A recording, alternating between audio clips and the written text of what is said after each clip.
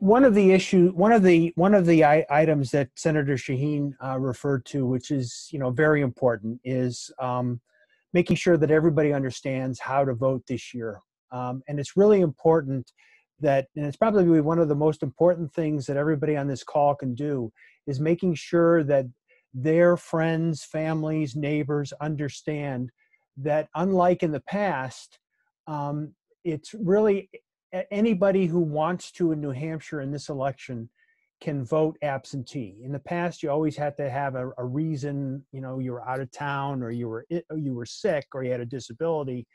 The legislature passed a law that specifically says that anybody that has any concerns at all about voting because of COVID-19 has the right to do so, and they can vote by absentee ballot. So we want to make sure that people understand that, and anybody that is concerned, we want to encourage them to vote absentee. And it's really not that difficult. We've put information on how to do that on our website, which is www.hamptonnhdems.org. It includes links to other sites, the Town of Hampton sites, the state party site, and also the Secretary of State's site. But I wanted to just take a few minutes and just go through the process very quickly, so that we're all on the same page, and again, so that you can help spread the word. I mean, it really starts by requesting an absentee ballot application. And you can download that. Again, you can download that from our website. You can download that from the Secretary of State's site or the town clerk's site. But it's an application for a ballot that you send in. You send that in to your town clerk, and then the town clerk will send you back an actual ballot. You fill the ballot in just the way you would at the polls, and then you return the ballot. You can return it by mail, or you can return it in person. The law in New Hampshire is that if you return it in person, it has to be actually handed to somebody from the town clerk's office. You can't just drop it off. So it's a little bit more cumbersome, but there are two ways you can do that. The trick is, and this is probably in some ways the most important part, in order for the ballot to be counted, it needs to be received by the town clerk by 5 p.m. on election day. And that's important. It needs to be received, not postmarked, received. And that's why it's so important that if people are going to mail their ballots, they don't wait until the last minute.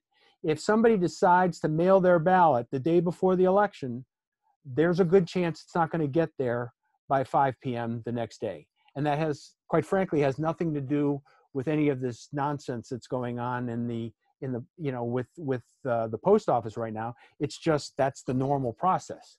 So it's really important to make sure that if people are going to vote by absentee ballot, that they get that ballot in as quickly as possible and give the postal service the longest time possible to get that back to the town clerk. And that's really it. I mean, the only other thing that I think we might want to encourage people to do, there's some debate as to whether you need one stamp or two stamps. Safe bet if you're going to mail it is put 2 stamps on. But again, the safest way to make sure that it gets into the hands of a town clerk is to actually take it yourself. If you have the ability to take it, you have the time, you can take it, deliver it, make sure that they have it. There's also a link on our website to a tool that the Secretary of State's office has where you can actually track the status of your application and your ballot to see if it was accepted, if it was received. And that's something to encourage people to do as well. So we really, we need to make sure that people understand this. And if people know who they're going to vote for, there's no reason why they shouldn't vote early to get it done so that it makes sure that it gets in there. If you are talking to people about voting early, please make sure that they understand that there are more people running than just Joe Biden and Donald Trump. Make sure they understand that there are good Democrats running up and down the ticket, and that they should fill out their ballot completely and not just focus on Donald Trump or not just focus on Joe Biden. So that's my my little public service announcement, and just wanted to share that with you. Chris, can I just ask you a quick question about that? Sure. Do we know anything from the town clerk about what the other side of Election Day looks like in terms of tallying the vote? Is it going to be the same? If everything is due by 5 p.m. on Election Day, are we assuming that all the election results will be tallied up and reported the same way as in previous elections? I am hoping to have a meeting with the town clerk and the town moderator in the next week or so. But in conversations I've had with the town moderator, Bob Casaza, and meetings that I've seen him appear at, yeah, the plan is that every ballot will get counted on Election Day. And, you know, the way it works, having worked at the polls myself, is starting at about 8 o'clock in the morning, they start processing the absentee ballots that they've gotten. They make sure they get checked off on the checklist. They verify all of that the signatures are correct, and then they take the ballot and then they actually start processing them through the machines. So the goal is to get it done during, you know, on Election Day. And in New Hampshire, the only ballots that are going to get counted are ballots that have been received by 5 p.m. So there's no reason you can't count it. Chris, can I jump in for a second? It's Tom Sherman. Yeah, sure. So I served on the select committee for the 2020 election with the for the Secretary of State, and the bill that you referenced earlier was HB 1266, which is the one that I did the amendment for, and it basically put into statute for 2020 only the several of the things you've talked about, like the checkbox and those kind of things for the absentee ballot application. There's two things that the reason I jumped in. One is that you will find if you do an absentee ballot on the affidavit envelope, which is the inner envelope, you still have to check disability. And that's because constitutionally, you're only allowed 2 reasons to do an absentee ballot. One is disability, the other is that you're out of town. So you still have to check disability, even though you can request them with COVID as your reason for requesting. And there's going to be a sticky on the, like a Post-it on each of these affidavit envelopes to explain that. The other is that the bill allows partial processing of absentee ballots one of basically 4 days prior to the actual election day. So, and I assume the moderator in Hampton is going to take advantage of this because it'll make his life much easier. They can process to the level of making sure everything is correct, and they make an annotation on the checklist. And then the only other change that makes on election day is that they can start processing absentee ballots an hour earlier. So 1 hour after the opening of the polls, they can start doing the final processing of the absentee ballots. But the goal is to really take a lot of the heat off of them so they can count everything on election day. Yeah, the town clerk did indicate that they were going to be taking advantage of that, and I think she referred to it as pre-processing, right? And doing the final processing on election day. Yeah, in the bill, they call it partial processing, but basically they're doing a good bit of the work beforehand, and then all they have to do is what you said, which is check it off the checklist and feed it through the machine. That's it. Okay. Great. So, okay, back to our program after that commercial break. I talked earlier about, you know, candidates that are running for a Rockingham County office, and you know, it's my pleasure to introduce another one of those candidates. I served with Steve Briden as a state representative, and one of the things you learn as a state representative, it's kind of a surprise that sneaks up on you, is that in addition to your responsibilities in Concord, You're also a member of the legislative body for Rockingham County. So you're kind of forced to learn about Rockingham County pretty quickly. So Steve had the, I don't know if I'd call it the pleasure, but he had the experience of doing that. And so he is well qualified for the position of county attorney, and he's here to share a few words with us. Steve.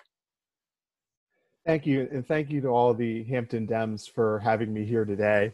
I really appreciate the opportunity to speak to everybody. I appreciate the opportunity to be on a speakers program with such a great list of candidates, community organizers, and really great elected officials. The very first thing I ever did in politics when I was 14 years old was I spent my entire summer down in a house on Islington Street working for Jeanne Shaheen's 2002 campaign. And it was such a great introduction to politics. And while that campaign didn't go as well as I'd hoped, it's been great to have her in the United States Senate, now for the last few terms.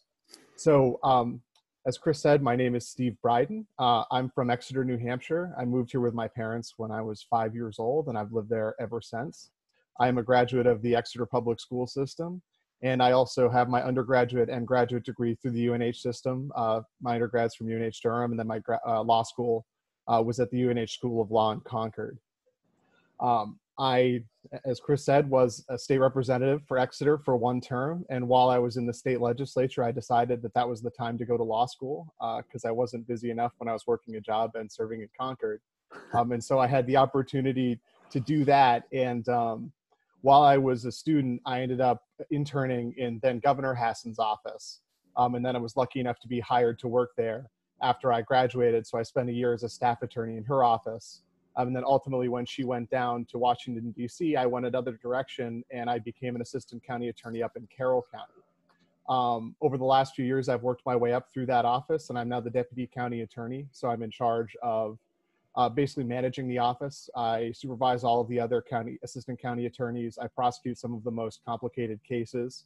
And I'm also responsible for making sure that all the support staff know what's going on a daily basis. And I'm running for Rockingham County Attorney because I believe it's time for a new vision in criminal prosecution in Rockingham County. And I think it's time for a change. I think what we've seen over the last 8 months is that there's been a real awakening in people's understanding about some of the social justice and criminal justice ills in our society. When the Black Lives Matter movement really came into focus a few years ago, from a poll perspective, it was actually pretty unpopular. And I think as people have had the opportunity to see the real outcomes that the criminal justice bias has had on community members, they've started to realize this is a real problem that really needs to be addressed. And there's momentum for criminal justice reform that we haven't seen in this country, I think, in 60 years. And as county attorney, I would make sure that I prioritize keeping the community safe and trying to bring the community back together. And what I mean by that is, crimes of domestic and sexual violence, crimes where there are victims, where people are really seriously injured, I take those very seriously. Issues like people who have substance misuse disorders and people who have mental health issues, those need to be removed from the criminal justice system. I haven't seen anything in my experience as a prosecutor that shows me that taking somebody who has a mental health issue and incarcerating them in a house of corrections in a New Hampshire state prison does anything to address their underlying issues. People who have substance use disorders, especially things like opioids and methamphetamines, you can't cure those by locking somebody up. The only way to treat those disorders is by making sure people have access to treatment, access to rehabilitation, and access to the education that they need in order to help them build up the tools to remove them from that behavior. It's unfortunately something that a county attorney can't do alone, but it's something that a county attorney can do on day one in terms of reallocating prosecutorial resources and focusing them on the places where you can make the biggest difference. I hope that Representative Cushing is able to make progress on, removing people with mental health disorders from the secure psychiatric unit at the state prison. It's really unfortunate that that's something that still continues to this day. And I hope that by sending, progressive majorities back in the State House and the legislature, and on the national level, that we can put laws in place that can help realize that while incarceration may be necessary for some individuals who are the most dangerous to society, that's not the person that we see on a regular basis in our criminal justice system. And we need to find a way to reorient our thinking, focus less on vindictiveness and that sense of needing to have an eye for an eye, and focus instead on making sure that we are helping people who have issues to work through those issues, to remove them from the criminal justice system and bring them back to becoming a functioning member of the community again. I'm going to put my email and my website and my cell phone number in the chat. I am happy to talk to anybody who has any interest in the campaign. It's a really important one, but as some of the other county candidates have said earlier, it's very difficult to run in a county as big as Rockingham County. It's almost the size of a congressional district. And in times of COVID, it is even harder. I don't have the opportunity to go out and get my name ID up by knocking everybody's door and meeting everybody in the community.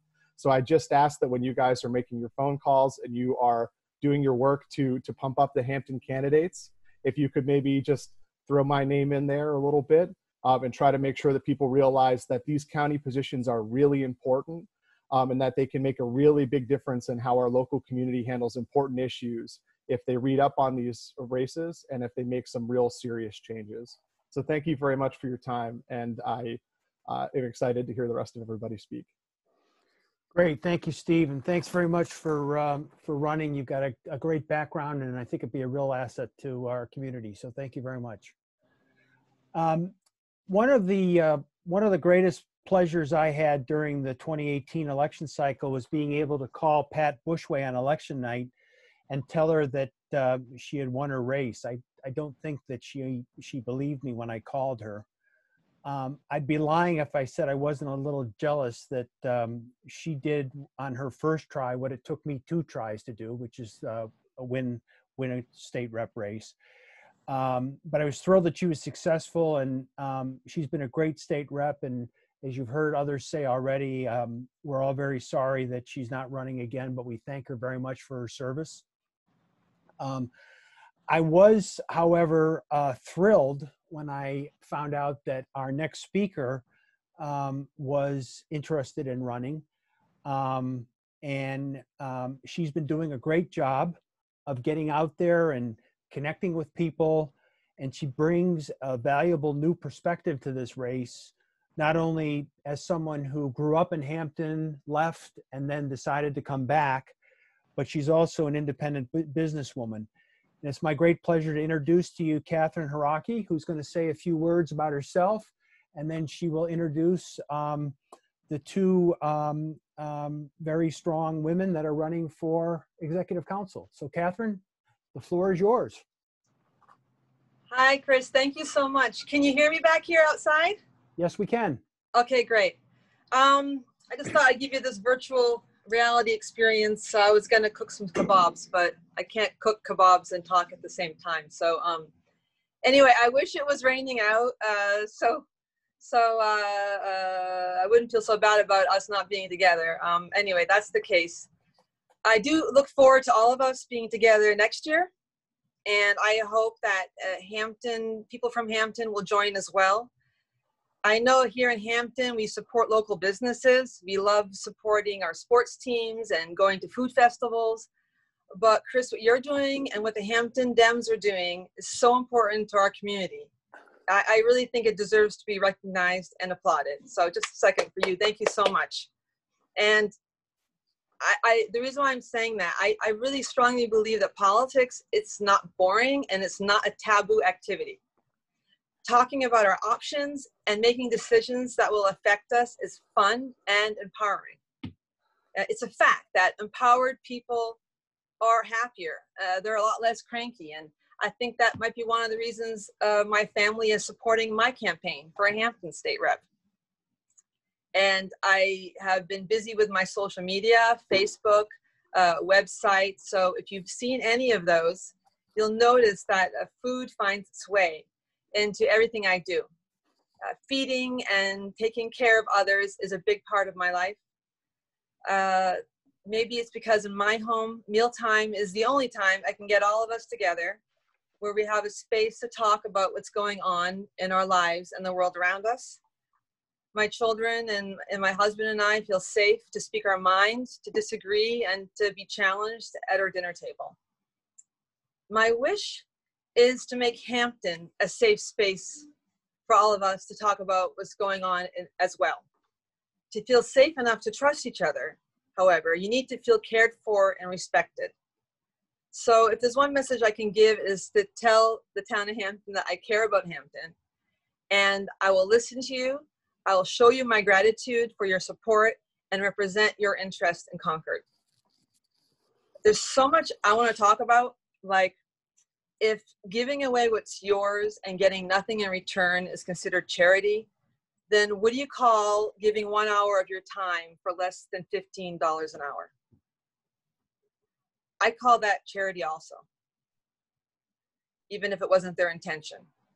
So this means we either need to figure out how to start paying people a living wage or start giving essential workers the same tax exemptions as a credit union or private school.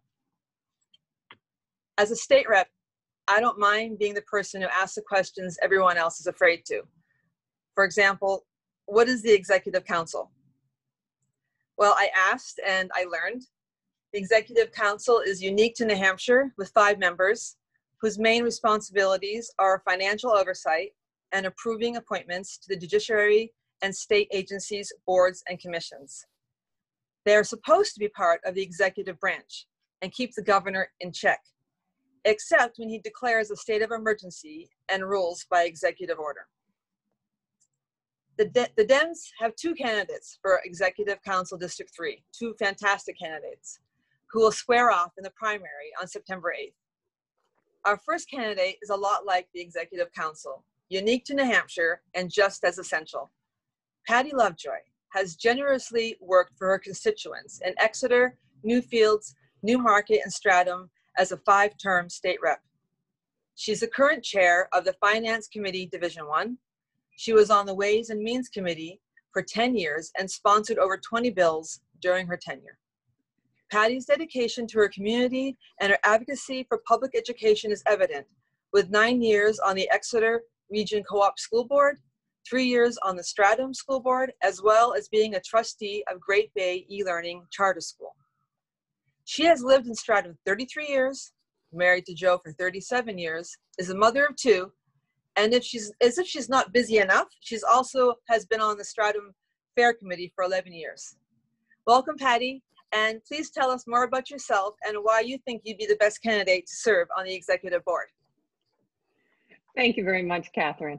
You know, this is a fantastic time to be a Democrat. The slate of candidates up and down this ballot is so inspiring. I don't know about the rest of you, but that convention last week was just incredibly energizing. You know, the Republicans, you know, they have an embarrassment at the top of their ticket, not to mention many embarrassments down the ticket. The Democrats have an embarrassment of riches. You know, the strength of the Democratic ballot from Joe Biden and Kamala Harris at the top of the ticket, and all of New Hampshire's strong slate of candidates, you know, whether it's U.S. Senate, Congress, Governor, State Senate, House, and all of our county candidates is unprecedented.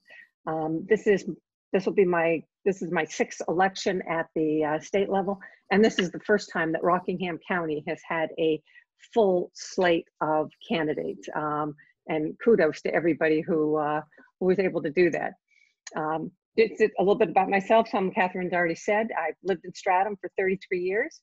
My husband and I raised our family here. Our children attended public schools, and both of them have a degree from UNH. I grew up in northern Vermont. I was the 4th of 10 children. My mother became a single mom when she was 5 months pregnant for her 10th child. Our father decided to relocate to another state. We were raised on welfare, food stamps, and we were free lunch kids. I know the effect that poverty and lack of services has on a family. Out of the 10 of us, only 4 of us graduated from high school. 2 of us graduated from college. I know how to work hard and succeed in the face of tough challenges. You know, through scholarships and working year round, I put myself through college and graduated without any debt, something that's really pretty hard to do now. I have a long history of public service. My first venture, I ran for a 3-year term on the Stratham School Board. There were 4 of us running for 2 slots. I was chair for 2 out of the 3 years in that term. The next term I ran for the Exeter Region Cooperative School Board. That's the middle school, the high school, SECO School and Technology, which I'm sure you're all familiar with, and adult ed. This school board covers 6 towns, and you have to run in all 6 towns. Even though you represent only one, you have to be elected in all 6. I ran against an incumbent and I won. I served 9 years on that board. In 2010, while still on the school board, Terry Norelli talked me into running for the House. And if you remember, that was an ugly year. That was a Republican tsunami year. Rockingham County has 90 seats. The Democrats won the 7 seats in Portsmouth and only 3 of the remaining seats. And the other 2 Democrats to win outside of Portsmouth were incumbents. So I know a thing or two about winning tough elections. I then went on to win my next 4 contested elections for the largest flotarial House district in the state. I represent that district of Exeter, Newfields, Newmarket, and Stratham. That's 38,000 people in that district. And it overlaps 3 different Senate districts, Tom Sherman, Martha Fuller Clark, and John Morgan. All 3 of them are represented in my district. I currently chair Finance Division 1, and finance covers the expenditure side of the budget. Finance is set up in 3 divisions. Division 3 does Health and Human Services. Division 2 does Education, Transportation and Safety, and Fish and Game, and Lottery. And everything else is in Division 1, the division that I'm the chair of. We are responsible for the budgets and any legislation that requires funding for the other 32 state agencies.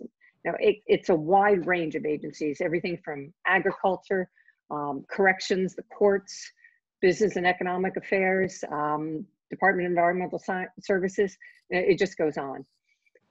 In addition to my 2 terms in finance, I served 2 terms on Ways and Means, one as the vice chair. Ways and Means does the revenue side of the budget. My work history prior to going to the legislature is I was a tax manager and CPA with the international accounting firm of KPMG Pete Marwick. And after that, I was a banking executive here in New Hampshire for many years. I was involved with buying and selling banks and leasing companies. I'm very used to dealing with contracts. The unusual thing about running for executive council is that the majority of citizens don't know what the executive council is. I can't tell you how many times I've explained this to people. And the fact that we're the only state that has one. The position of executive counselor it's part of the executive branch. It doesn't have any legislative authorities. You can't author legislation, you can't vote on it. The power of the executive council is in its ability to approve or refuse to approve contracts and appointments. But the council itself cannot make any nominations. The primary focus is the agencies. The executive council, it approves the spending of a major portion of our approximately $5 billion budget that's approved by the legislature.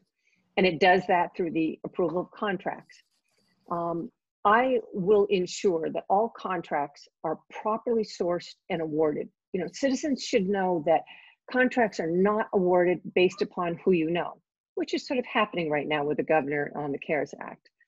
I'm going to be asking each person who has a contract up for approval as to whether or not they pay their workers a living wage. Do they provide health care? The executive council also has the power to approve or refuse to approve appointments to the various agencies, boards, and commissions. And I will ensure that anyone that I vote for has a solid background in the issues and believes in the mission of their agency, board, or commission. I mean, it would be great to have a commissioner of education that actually believed in public education.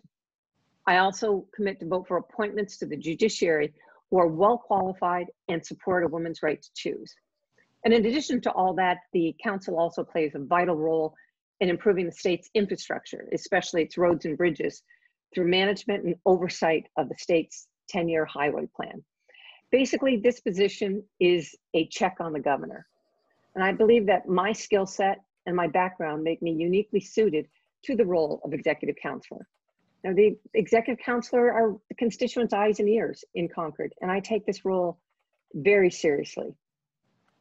You know, regardless of who occupies the governor's desk, and I sincerely hope it is either Andy or Dan, it's imperative that the Democrats maintain a majority on this executive council. If Sununu gets elected, God forbid, the only way to prevent Frank Edelblue from getting another term as our Commissioner of Education is to have a Democratic majority on the council. And the only way to prevent having a new Chief Justice of the New Hampshire Supreme Court who doesn't respect a woman's right to choose, the executive council. Now, this district hasn't had a Democratic counselor since redistricting. It won't be easy, but I firmly believe that we can flip this seat. I have proven over the last 20 years that I can win elections and I can win tough elections. I have the endorsement of the majority of the New Hampshire House leadership. You know, people who've worked with me over these last 10 years, includes the Speaker, the Deputy Speaker, the Majority Leader, the Assistant Majority Leader, and over 30 other members of leadership, including committee chairs and vice chairs. These members of leadership know that I've been an effective representative and that I will be an effective executive counselor. I would greatly appreciate your vote on September 8th, and thank you very much for taking the time today. Great. Thank you, Patty. Thank you. One second, the plane going overhead. One second. It's a banner, Hampton Dems. There. Okay. So our next next candidate for executive council, Mindy Messner, is a real powerhouse. Her energy and ambition is just what the New Hampshire Dems need. Mindy is a public health scientist, small business owner, and former legislator who blew the whistle on the Seacoast Pediatric Cancer Cluster and is a relentless advocate for clean drinking water and cancer prevention. Mindy wrote, co-sponsored, and advocated for many more bills seeking to protect not only our drinking water, for workers' rights, women's rights, medical monitoring for exposure to toxins in our environment, and an anti-hate resolution. Mindy's campaign is grassroots and growing. She has earned the support of over 500 advocates, over 50 state reps, 6 state senators, both current congresspeople, and 9 unions. Hi, Mindy. Welcome. And please tell us more about yourself and why you think you'd be the best candidate to serve on the Executive Council.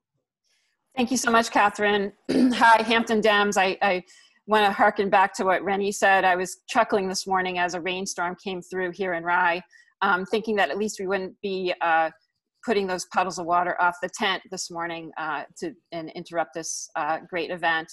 Love the Hampton Dems. Thanks for having me. Thanks for everyone hanging in there in this virtual way. I know it's not really what we'd all love to do. We'd really like to be in the backyard of the Trotzers with that barbecue going, but I'm happy to be here anyway. As Catherine said, most of you know I'm an environmental and public health scientist. Was elected to the State House in 2016 after Senator Tom Sherman convinced me that we needed scientists in the legislature. And he was so very right. Went on to be elected to the State House after spending about 30 years as an environmental scientist, got my master's degree in public health. And 5 of those years was a Navy contractor where I was responsible for managing an entire Navy base for the environmental investigations there. And I earned the highest rating for a project manager from the Navy doing that in that role. And that role involved lots of things, managing lots of contractors, evaluating their ability to execute on the contracts and the budgets associated with those investigations, as well as the technical side of those investigations. And in 2016, after blowing the whistle on the pediatric cancer cluster and Senator Sherman convincing me to run for the State House, I knew there were a lot of issues that needed to be addressed and went to the State House to address those. And worked on several pieces of legislation and responsible now for some of the strictest protections on our groundwater and drinking water in the country for PFAS chemicals and arsenic. And that work was intended to prevent the very high rates of cancer and chronic disease we have in the state of New Hampshire. Not only do we have that pediatric cancer cluster here on the Seacoast, a double pediatric cancer cluster I may add, but we have the very high rates of cancers, breast cancer, esophageal cancer, lots of other types of cancer, the highest rates in the country, bladder cancer. And notice that in the course of working through the legislature, there are some very big systemic issues here in the state of New Hampshire. Not only do we need legislators who have a scientific background to put policy through, but we also need people at the top of those organizations and agencies and courts that will implement the things that we value here in New Hampshire. So I decided to run for the council in June of last year. But in that interim, after running for the 2018 congressional race, we came in third place as a grassroots candidate, and through that continued to grow our grassroots base through that we developed over those years. Before the pandemic hit, we were having record turnouts for our events in the Southern Tier, which has classically been a difficult place for Democrats to run. And we continue to work on developing and expanding that grassroots base. The CD1 district overlays almost entirely on this district, this executive council district, with one or three exceptions. So my name is pretty well known across the district. 8 of my 10 fellow candidates in that congressional race have endorsed me for this race, as well as all of the incumbent Hampton reps right now. We've worked together closely over the past few years, and we continue to work together closely on many commissions that we serve on together. We're also endorsed by Senator Tom Sherman and Senator John Morgan, as well as Congressman Chris Pappas, and recently Annie Custer endorsed us, and that's the only executive council race she took a position in this year, and we're happy to have her joining us for an event on August 31st. For more details, go to my website to find out how you can join that fun event. We're also supported by the former Speaker of the House, Terry Norelli, and Dudley Dudley, the former executive counselor for this district, as well as Bev Hollingworth. So we've done our best to really expand and grow on that grassroots base, but times are tough now. You know, I like to tell everybody that I talk to that Sununu really isn't doing a great job. So please tell all your friends he's not, even though it may appear that he is. I call him our mini Trump here in New Hampshire. So I'm doing my best to make sure that we make a change there. But regardless of who the governor is, it is important to not take any of the council seats for granted. If a Democratic governor, we're going to work our butts off to get that to happen, but if some Democratic governor gets in place, we need to support them on the council. But we also need to have someone, a majority on the council, to ensure that if, for instance, Sununu gets back into power, that we can block some of the bad things that he continues to try to do and hold him accountable. As your counselor, I will certainly hold him accountable and support any Democratic governor to make sure that we make progress here in New Hampshire. And it's not just about the contracts that people sign, that the council looks at. It's not just about the numbers on the paper, but it's about whether or not those numbers are being spent, that money's being spent in accordance with the values of the people of New Hampshire. And I will ensure that that happens. But this fall, make no mistake, everything is on the ballot. We have to fight our way to make sure that there's a good school reopening plan, that we emerge from this economic crisis caused by the COVID-19 pandemic and create jobs and reestablish our economy here in New Hampshire. We also have to protect access to reproductive health. There is very severe challenges on a national level that are intended to take away our access to reproductive health care. And we need to make sure that our state is able to protect us here in New Hampshire in the event that those efforts on the national level are successful. We also need to protect people here in New Hampshire, prevent cancer, protect our environment, and ensure that we have a response to the climate crisis that uses our money efficiently to do things like upgrade our infrastructure. The bridge in Hampton and Route 1A in Hampton is addressed through efficient spending to make sure that we address that in concert with climate change. So let's not take a single seat on the council for granted. We've put in a ton of work in the last few years. We have a great foundation. We have a great campaign manager, Willis Griffith. He's the head of the Democrats, the Young Democrats here in the New Hampshire House. We've done the hard work to raise money because we know we're going to have a self-funded person on the other side who can plunk $100,000 into the race, and we've raised more than he has in this last few months. And we're going to roll up our sleeves and continue to work out our grassroots base, and would love to have your support on September 8th in the primary.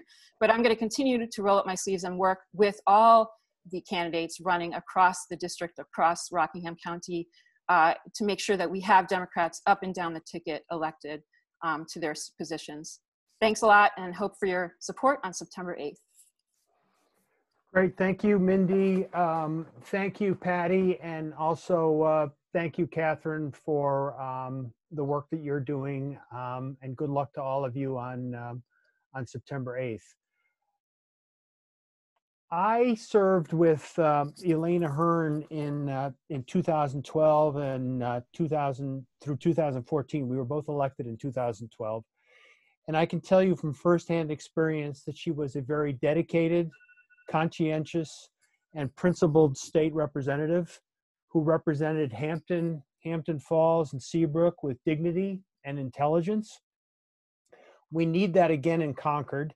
And I'm thrilled that she's running for election again for that floterial seat that includes Seabrook, Hampton Falls, and Hampton. We need to all get behind her campaign so that we can complete the clean sweep of individuals who represent Hampton and expand our Democratic majority in the New Hampshire House. So it's my pleasure to introduce to you Elena Hearn, who's going to say a few words, and then she will introduce our state senator. Elaine? Hi, everybody. It's great to see everyone. I'm glad that this worked out so beautifully, and it has worked out so beautifully because Chris and Melanie Munns worked so hard to make this work. And I want to thank you very, very much for everything that you've done. Thank you. My name, as you know, is Elaine Andrews-Ahearn. I was a former member of the House of Representatives. It's a challenging but intriguing job, and I enjoyed it tremendously. I passed a bill while I was there. I found out just before I was elected that public television had been unfunded in the state of New Hampshire by the unique House of Representatives we had at that time that was led by Bill O'Reilly and Bill O'Brien rather, and the Free Staters. And so I wrote a bill that took the funding of public television out of the legislature, and Channel 11 was very, very grateful, and it was very satisfying to me. I know we all watched the Democratic convention this week with a huge amount of pride in the men and women who represent the principles that we all care about, and those national issues are also local issues for us, and we need to work so hard on keeping our environment safe and guarantee great education for all of our children in every community. But I've had a lot of people speak to me recently about how young families with people with young children and working families have to try and negotiate childcare with the COVID-19 crisis. And I think that's a big problem that I don't have any particular great solutions, but I know that we all have to work on that within our communities and find ways to help families, because a lot of people really do have to go to work, and they have no other choice. My big passion, of course, is ending gun violence, which everybody knows, and I have cared about it all of my life. And we need candidates who will stand up to the NRA and stand up for what they believe in. And I strongly believe that we need a whole lot less guns in this country, especially in New Hampshire. So that's all I really have to say about me. I'm thrilled to introduce Tom Sherman. Tom and I both served on Health and Human Services years ago. He's an extraordinarily talented legislator. He single-handedly passed the Medicaid expansion. He's a wonderful friend. He's incredibly funny, warm, loyal. He is very devoted to his wife and his children. And he's a very well-respected and hardworking physician here in Exeter. So it is not at all surprising that he became a great senator. And we need to keep him in the Senate. We need to keep Tom everywhere. So take it away, Tom. Thank you, Elaine, and thank you, Chris, for hosting. I want to give a special shout out to Pat Bushway. I told her she broke my heart when she decided not to run again. We've done a lot of work together. I'm thrilled that Katherine is going to be joining us in Concord. But Pat, I will miss you dearly. And by the way, I finally got in touch with Whitey, so you'll be happy to hear that. I also want to recognize my counterpart. Where did Lucy go? There she is. You're right in the middle of my screen. Hi, Lucy. She has been a wonderful partner as chair of Health and Human Services in the House. Just as an introduction, as everybody on this call knows, I didn't single-handedly do anything with Medicaid expansion. That took a huge effort from a huge number of people. And if I had to pick one person who is probably one of the most knowledgeable on Medicaid expansion, it would be Cindy Rosenwald, who I'm thrilled that I've gotten to serve with. We've made a great team both in the House and now in the Senate, and it's been so fun to work with her and with Lucy and with the Hampton delegation. I'll try to be pretty brief, but the good news is that in spite of COVID, this has been an incredibly productive legislative session. I think last count, 500 bills have been moved forward to the next session. So we will be busy, assuming we all get there, which I am assuming we will all get there. But when I ran on 3 points. One was the opioid crisis, 2 was the mental health crisis, and 3 was the drinking water and contamination crisis that Mindy had talked about earlier. And we have made huge strides on all 3 of those. On the mental health crisis, my bill, SB 11, addressed ER boarding. And before the summer, even at the early part of COVID, we had no one waiting for a bed in the ER in New Hampshire. Sadly, with COVID and the resurgence of the need, but also, again, we are overwhelmed and we're starting to see those numbers climb again. But we made significant progress on that issue. Also, stopping the practice of putting people in handcuffs and shackles when we transfer them from hospital emergency rooms to New Hampshire Hospital. One of the places that we don't give quite enough credit to is the budget. In the budget, we increased Medicaid provider rates. And by doing that, we actually make it really much more attractive to work in New Hampshire and easier for our mental health centers to not only recruit, but also retain their workers. We used to be a great training ground for mental health workers. They'd come, they'd learn in New Hampshire. You ask Jay Couture at Seacoast Mental Health, she trained so many people who've moved to Maine. It's just because we couldn't hold on to them. But the increased Medicaid provider rates has been a shot in the arm for our providers. On the opioid crisis, continue to work on that, especially in Hampton and Seabrook and the southeast region of the state. I have formed the Seabrook Working Group. We have multiple different stakeholders in that group, and we are very close to coming up with at least an early product that will create all of the necessary services for identifying, treating, and providing recovery support to people who are in need in the Seabrook region. We also had some gigantic movement forward, and this was bipartisan. It was bicameral, which means it was the House and the Senate. Renny's bill that forces the Coakley Landfill Group to stop the discharge of PFAS into Barry's Brook. My bill, HB 287, that set about the lowest, maybe we're vying with New Jersey, Mindy could help me with that, but about the lowest maximum contaminant levels for drinking water in the state. I also serve as vice chair of the Drinking Water Groundwater Trust Fund, and many of you who've been involved in local districts know that that has brought very much needed resources to the local towns. But on top of that, in the budget, we put in $40 million in municipal aid grants. I'm not sure if that was mentioned earlier. $138 million coming back to increased education funding. Many of us, when we were state reps, or actually for me, both, we ran on this notion that the state has got to stop downshifting costs onto the towns. Well, we did that. And we did that with Democratic leadership in both the House and the Senate, and with a very tough budget negotiation with the governor. Of course, he took credit for it, but it was Democrats that did it. One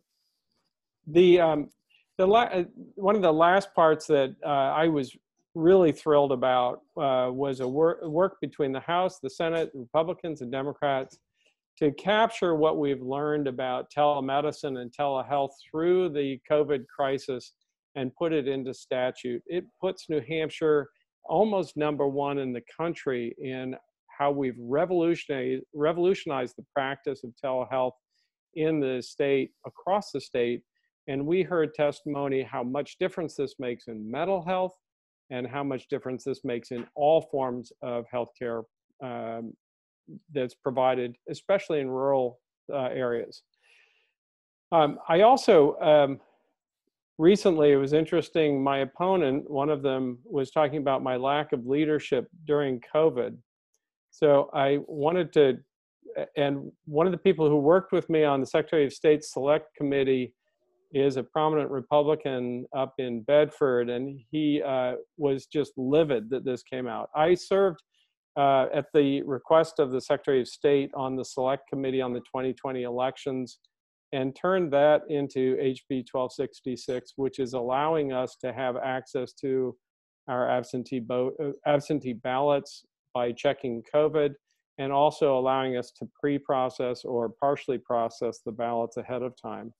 I served at the request of, or I am still serving at the request of the Commissioner of Health and Human Services on what's called the Crisis Standards of Care Committee, which is where we look at how do we continue to provide excellent care at every level of healthcare, including nursing homes, in spite of limited resources.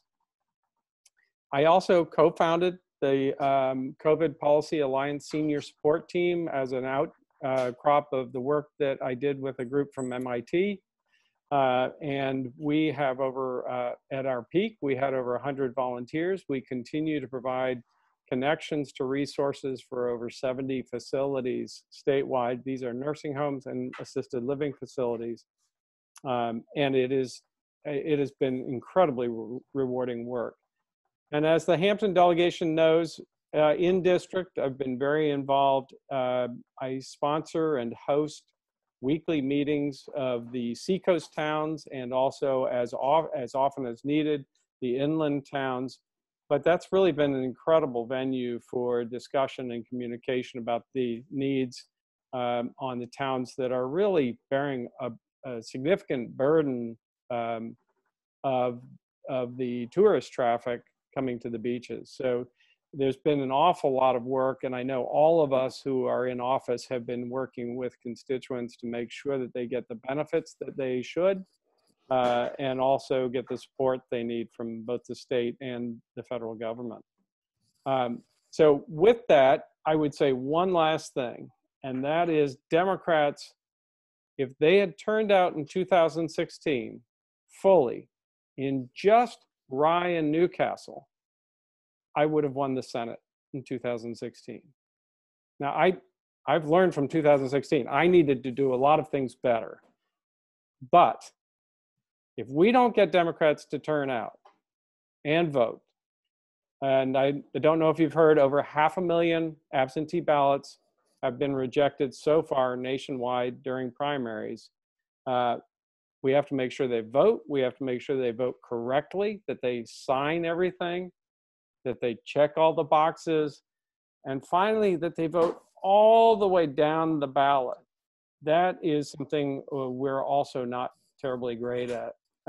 But voting for everyone who has put their name up for election, it's critical that we make sure Democrats don't get tired halfway down or say, oh, I voted for Jeanne Shaheen, I'm done. We have to get all of us elected, and we've seen how much it means to have the majority I just went through a list of things that we've been able to accomplish because we have the majority. Having Mindy or Patty and the executive council really being able to hold this governor who vetoed over 100 bills. People say, well, you only vetoed over 70. Well, those were omnibus bills that he vetoed.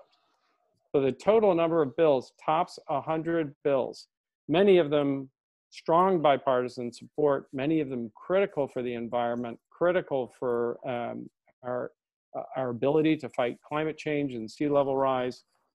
So please, Democrats, let's all go out and get other Democrats to vote.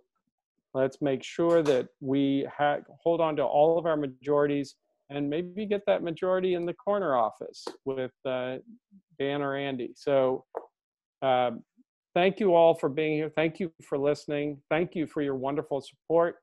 Signs, volunteering, all good. There we go. Thank you all so much for everything you do for not just me, but for all the people running and for the state. Okay. Thank you very much, Tom. And you know, we're thrilled that you're our state senator, and we want to make sure that we keep you in that role. Before I introduce our last speaker, I did want to take a moment to thank the other members of the Hampton Democratic Executive Committee. Want to thank Jennifer Blankenship, who's our treasurer and doing a great job of keeping track of all the money. Thank you, Mary McCarthy, for all that you're doing in terms of keeping track of all of our communications and notes, and et cetera. And also want to thank Melanie Munns, who would have been with us, except that when she tried to log on, the computer told her that it was going to log me off. So we couldn't have that happen. So she wasn't able to join us. I also want to thank everybody who's been so generous with your financial contributions. It's going to help us run the kind of campaign and get the message out about our candidates that we need to get out in this this new environment we're working in. And I'm confident that with your support, we'll be able to make sure that we not only return the 4 state representatives that we have, but also you know, get Elaine elected as well, and hopefully do our bit to help Tom get elected, and whoever the Democratic nominee for executive councilor and governor is. So thank you very much. And I just want to put one more plug into for our latest new toy that we're trying to roll out.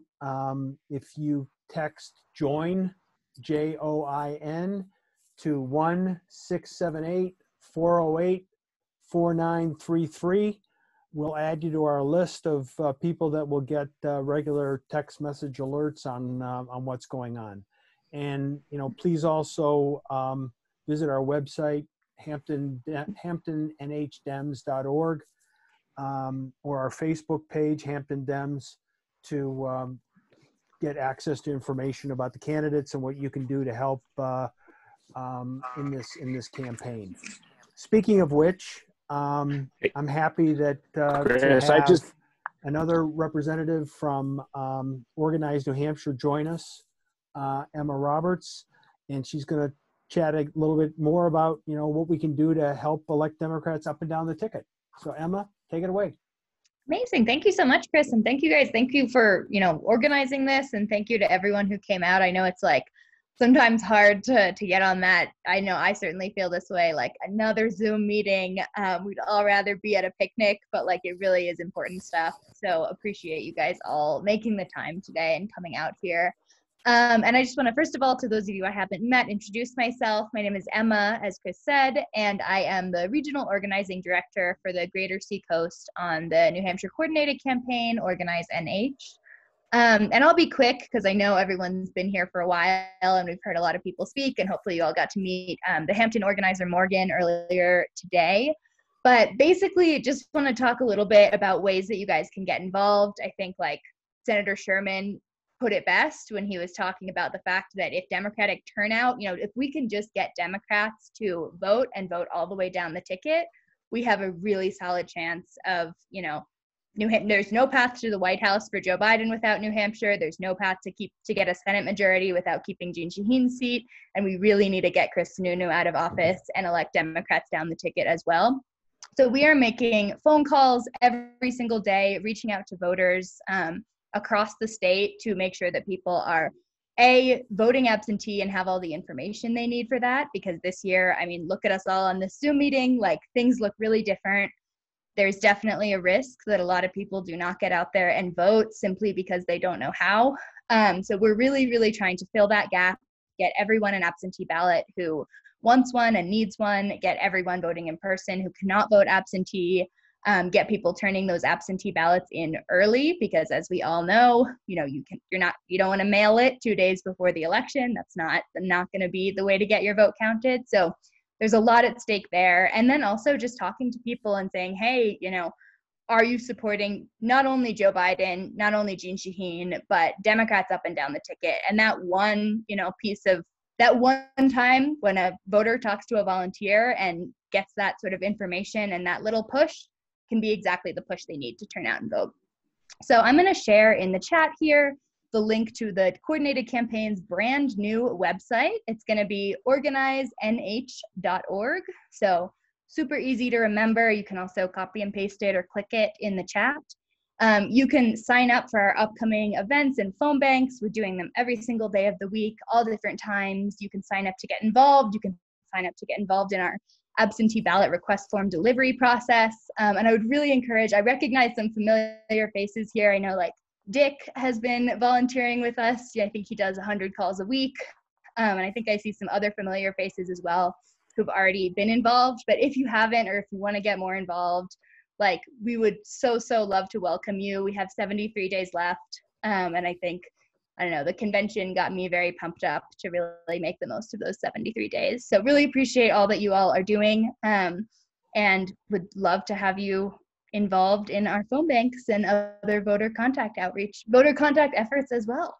And I think that's everything I have. So I'll hand it back to Chris. Great, Emma. Thank you very much. And thank you for the hard work that, you know, you are all doing. I know it's not easy, as you mentioned, in this new world. So thank you very much. That is it in terms of speakers. If people are willing to hang in there, I'm willing to give the Joe Biden video another try. See if maybe I learned something. So just give me a second. It won't take long. It's like a 2-minute video, but let me. And Chris, while you're loading up, I just want to say thank you for all the work that you do on behalf of the Hampton Dems, and Melanie and Mary and the whole team. Well, thank you. And I know that Melanie will thank you as well. So thank you very much. We love doing it. So so let me try this again, and I'm gonna give this a shot. Let's see, what am I doing here? Okay, let's try this. And oh, there it is, the Zoom audio device. Okay, well, I don't think we'll be doing that now. Well, let's try it. Anything coming through? Are you hearing anything? No sound. No? Nope. Okay. Well, clearly I've got to do some other install some other things. So we'll do that, and I will make sure I get this that video out to people, and so you have a chance to look at it. As I said, again, that's it. Thank you all very much, and appreciate your time. And again, I'm sorry that we don't have some cookies or strawberry shortcake to offer you right now, but we'll make it up to you next year. So thank you very much. Thanks, Chris. Yep, bye-bye. Thank you, Chris.